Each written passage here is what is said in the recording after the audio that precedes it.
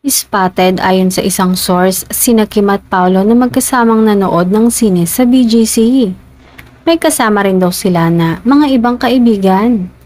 Tinanong nga kung sina Kim o Paolo na raw ba.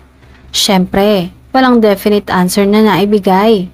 Pero kung tama ang mga lumalabas na balita na di umano'y official na naliligaw na talaga si Paolo kay Kim. At ganyang nagkakasama na sila sa panonood ng sine, na pwede rin bang sabihin na date?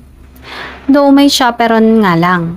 Pero ang sigurado, ibang level na ang closeness ng Kim Pao. Magkakasama pa sila ng matagal sa Canada dahil sa bagong pelikula nila na ipapalabas sa susunod na taon.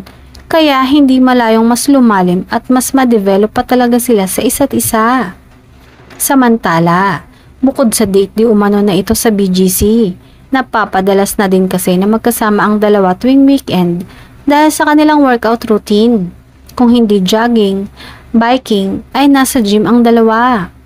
Ayon sa netizens, kaya raw madaling nagkamabutihan ng Kim Pao ay dahil magkapareho sila ng hilig.